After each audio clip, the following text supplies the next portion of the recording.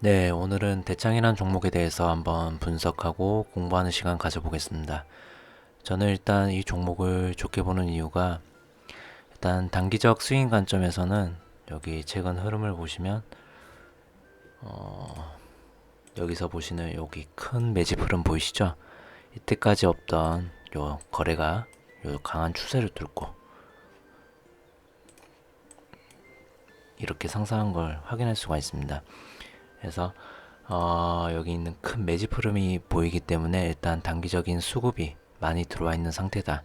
그래서 일단은 상승 파동에 대한 대칭 길이가 나와야 되기 때문에 여기 올라간 길이만큼 대칭적으로 충분한 조정이 지금 내려와 있는 상태고, 또 단기적 관점에서 여기 단기 하락 추세권에 있는 이 하락 삼각수렴에 대한 흐름을 오늘 이 봉이 뚫어올린 이 기준봉 보이시죠? 그래서 이 봉이 기준봉이 됩니다. 그래서 일단 단기적 흐름에서 하락 추세를 돌렸다. 그래서 단기적 스윙 관점에서 접근을 한다면 저는 이 상승 추세에 대한 조정 구간이 충분히 나왔기 때문에 여기에 대해서 이 하락 추세 흐름을 돌린 이 봉의 흐름을 보고 저는 타점을 잡을까 합니다. 그래서 저는 이 종목에 대해서 단기적 흐름으로 1,400원을 손절선을 잡고, 그 다음에 목표가를 보자면은 여기 앞전 매물대를 확인한 매집봉 여기까지는 한번 다시 이렇게 올라가면서 물량을 한번 확인하는 구간이 나올 겁니다. 여기 있는 매물대가 그래도 두껍기 때문에 아마 이렇게 한 번에 뚫지는 못할 거고요. 여기서 한번 저항을 받고 여기 오른 이 파동의 이 중간만큼을 유지를 해준다면은 여기서 또 지지받다가 한번 다시 돌파하는 흐름, 이후에 여기서 이 돌파하고 난 다음에 지지를 받을지 아니면 저항을 받고 한번 다시 조정을 받을지 그건 알 수는 없지만, 일단 단기적 흐름에서 이 작은 삼각수렴의 추세를 돌렸기 때문에 여기까지는 한번 도전해 볼 수 있다는 거. 그래서 다시 한번 정리하자면 상승 파동에 대한 하락 조정 길이 구간 충분히 대칭이 나왔고요. 그 다음에 최근 대량 거래가 들어온 거 흐름 확인되고, 여기에 대한 파동 구간 충분히 확인되기 때문에 만약 이 주식이 이 단기적 흐름을 넘어서서 중장기적 접근을 가져간다면 여기 보이시는 이만큼 파동이 나중에 여기서 이게 조정을 받고 뚫어 올리면은 똑같이 데칼코마니처럼 이만큼의 파동이 나온다는 걸 알 수가 있습니다. 그래서 나중에 이 파동에 대한 이 조정 구간의 길이, 그 다음에 지지받는 구간의 길이, 여기서 나중에 최종적으로 지지를 받고 올라간다면은 이 파동 길이만큼 이렇게 나올 수 있다는 걸 확인할 수 있고요.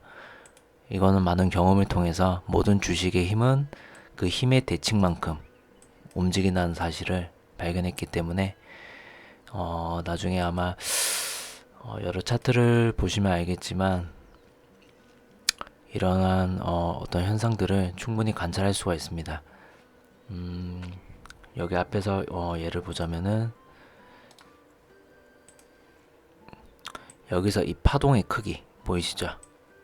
이거는 이제 코로나 때이기 때문에 요거를 제외하더라도 요 정도 파동으로 매집을 했을 때 이게 만약에 상단을 뚫으면은 이 파동 구간만큼 대칭으로 올라간다.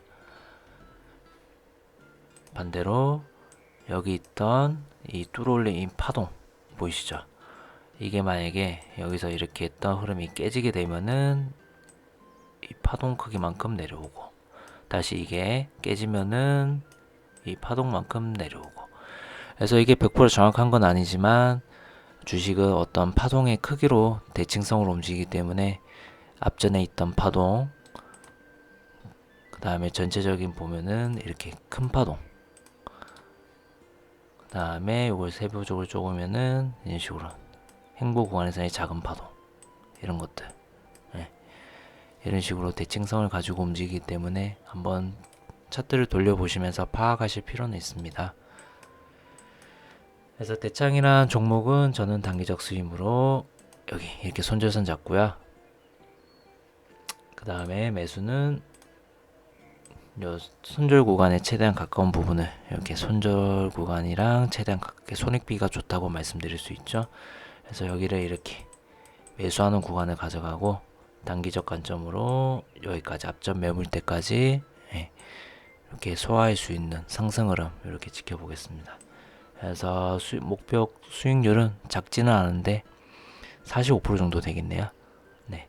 그래서 밑으로 흐르면은 손절은 한 2% 정도, 먹을 수 있는 구간은 45% 정도 이렇게 되겠고, 향후 여기 흐름이 이탈하지 않고 지지해 준다면 이렇게 저점을 높이면서 한번 이렇게 수익을 실현을 하고, 이 중단쯤에서 지지받는 흐름 나오면서 이렇게 볼벤 상단이 내려오면서 수렴하는 구간, 또 하던도 이렇게 수렴을 하겠죠. 그러면 이제 큰 신세 분출할 수 있는 구간도 한번 그려볼 수 있겠습니다. 그리고 이 대창이라는 종목은 큰 그림에서 보시면은 요 앞전 요 매집봉을 통해서 요 앞전 구간 매물대 소화하는 흐름 확인할 수 있고요.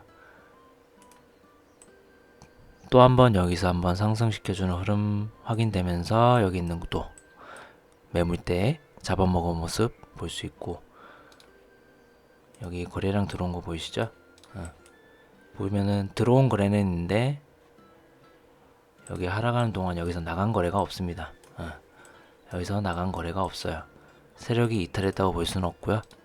계속해서 신고가를 이렇게 확인하면서 박스권으로 매집한다는 걸 볼 수가 있습니다. 그래서 박스권으로 매집. 근데 요 밑에까지 내려와야 되는데 최근 저점을 높였습니다. 여기 2010년도 넘어서면서 밑에까지 내려와야 될 하단이 저점이 높여졌다는 걸 알 수가 있고, 그럼 여기서부터 이제 변곡이 생긴 거죠. 요렇게. 그러면은 이 주식이 점점 높아지면서 고점도 높아진다. 이렇게 볼 수가 있습니다. 그래서 이렇게 횡보하는 그림에서 저점을 높이는 그림. 요렇게. 그러면 앞으로 이 주식이 점점 이렇게 조정을 받고 올라가면서 저점을 높일 수 있다는 거 확인할 수 있고요.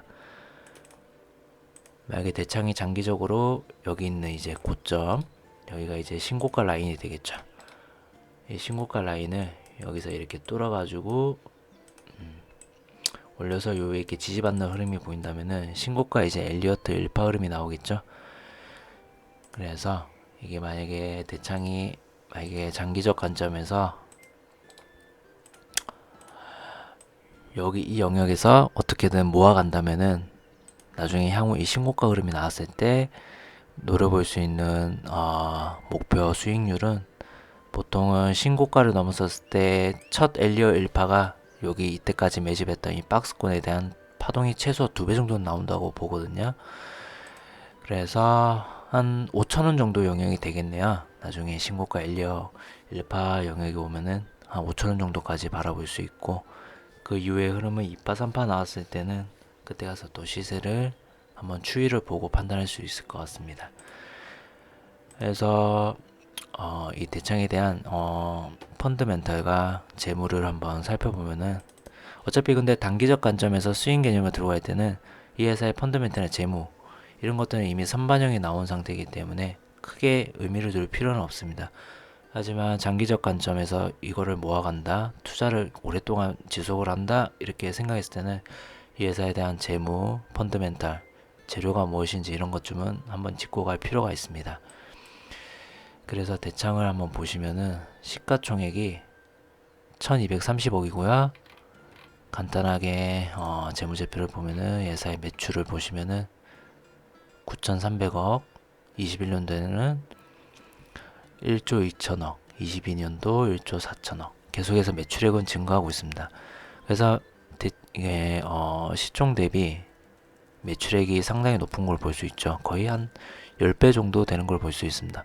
그래서 재무 건전성은 상당히 좋다. 이 회사의 매출액도 상당히 좋은 걸로 봐서는 꾸준히 재무적으로 또는 펀드멘탈 이런 것 쪽으로도 안전할 수 있다. 단기 수익을 보셔도 오르다가 최고는 감소하는 추세는 있는데 올해 적자 폭이 좀 심하네요. 23년도가 되면서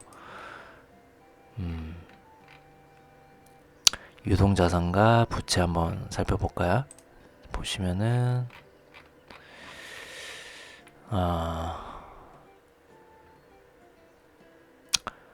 여기 유보율 대비 부채 비율이 그렇게 좋지는 않네요. 보통 저희가 부채율 대비 유보율이 500% 이상일 때 조금 안전하다고 말할 수 있는데 지금 보면은 한 25%밖에 안 되겠네요, 최근에. 그래서 매출액은 시총 대비 굉장히 저평가돼 있고요. 하지만 안에 자금상으로 봤을 때는 그렇게 여유 있지는 않다. 그렇게 좋지도 않고 나쁘지도 않다. 단기 순이익도 21년도까지 늘어나다가 작년과 올해 들어서 마이너스 추세로 돌아섰다 라고 볼 수가 있습니다. 그래서 재무제표를 보면은 보통 중요하게 보셔야 될 게 그 자산 중에서 여기 보시면 총 자산에서 유동자산과 비유동자산, 그리고 비유동자산에 보시면은 매출 채권이라는 항목이 있습니다.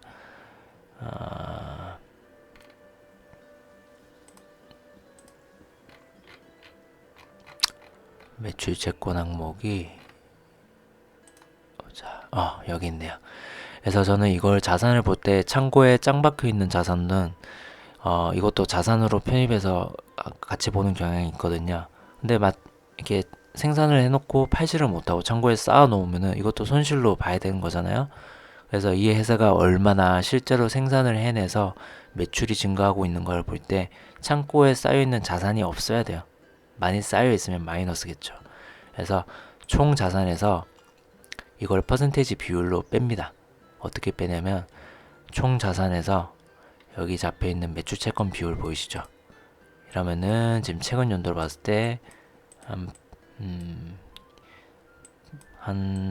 매출 채권이 한 재고가 18% 정도 쌓여 있고요.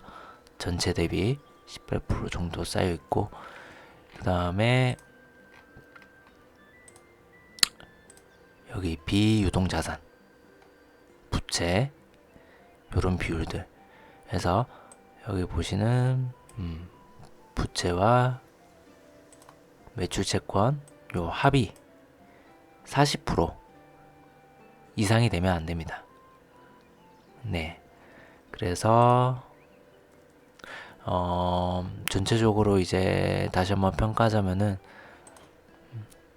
창고에서 그렇게 쌓여 있는 건 많지는 않아요. 8분의 거의 한 7분의 1 수준이기 때문에 이렇게 많이 있다고 볼 수는 없고, 그냥 전체적인 회사의 이제 매출액이 급감하고 거기에 대해서 단기 순이익이나 이런 것들이 좀 줄어들었다. 그래서 그렇게 뭐 좋지는 못하다 이렇게 판단할 수 있고, 그 다음에 여기 보시면은 회사 대주주 지분율 이런 것도 좀 관심 있게 볼 필요가 있습니다. 보시면은 여기 서원이랑 그 다음에 조시영, 박정자 씨 이렇게 해가지고 지분율 32%, 자사주 16% 정도, 도합 한 48% 정도 가지고 있고요. 그래서 주가를 움직이고 주포 세력들이 어느 정도 주가를 컨트롤하려면은 대주 지분율이 그렇게 한 제가 생각했서는 50% 이상, 많게는 60% 이상이면 저는 좋지 않다고 보기 때문에 다행히 50% 미만이라서 어느 정도 괜찮다. 대주주에 의해서 컨트롤링 되고 너무 이렇게 좌지우지 되는 걸 이렇게 방지할 수 있다고 봅니다. 그래서 50% 미만이라서 괜찮은 것 같고, 그래서 업종으로 보면은 얘는 철강 및 금속으로 들어가고요. 보시면은 전기, 전자, 반도체, 자동차, 선박 여러 분야에 있어서 많이 들어가네요. 그래서 얘네들은 이제 철강이랑 그 다음에 반도체 요런 쪽, 그 다음에 전기차, 전자부품 대부분의 이제 소재로 활용될 수 있기 때문에 어떤 펀더멘탈적인 관점에서는 괜찮다고 볼 수 있습니다.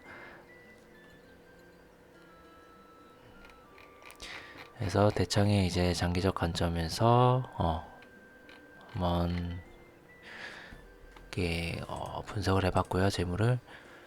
근데 이제 대부분 재무나 이런 자산적인 관점은 보통 선반영되는 경우가 많습니다. 그래서 우리가 지금 이 재물을 보는 시점은 사실 여기 보시면 2023년 6월 달에 이렇게 자산이 나왔지만 이거는 보통 한 6개월에서 짧게는 3개월 선반영. 그러니까 올 초에 벌써 선반영이 됐던 거죠, 얘는. 대창은. 그래서 어떤 재물을 보고 이 회사가 당장 위험한지 안 위험한지는 이렇게 쭉 이제 과거 4년도를 보면서 이제 파악을 할 수 있는데 앞으로 이 회사가 뭐 좋아질 것이다, 나빠질 것이다 라고 판단하기는 힘들죠. 그래서 저는 대부분 이제 차트는 선행 관점으로 보고 이 회사에 대한 어떤 미래의 전망 이런 거는 장담할 수는 없지만 분명히 차트를 보면서 어느 정도 유추는 할 수 있습니다. 계속 신고가 흐름을 달성하고 있고요.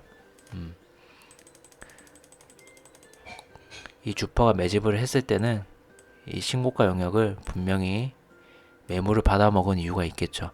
이만큼 끌어올릴 자신이 있기 때문에 이 앞전 매물을 받아먹은 거고요. 이 주포 세력이 수익이 나려면은 여기서 몇 배 이상으로 끌어올려야지 거기서 팔고 정리하고 나왔을 때 충분한 수익을 거둘 수 있다는 관점, 알 수 있습니다. 그래서 오늘 짧게 대창이라는 종목에 대해서 분석 마쳐보겠습니다.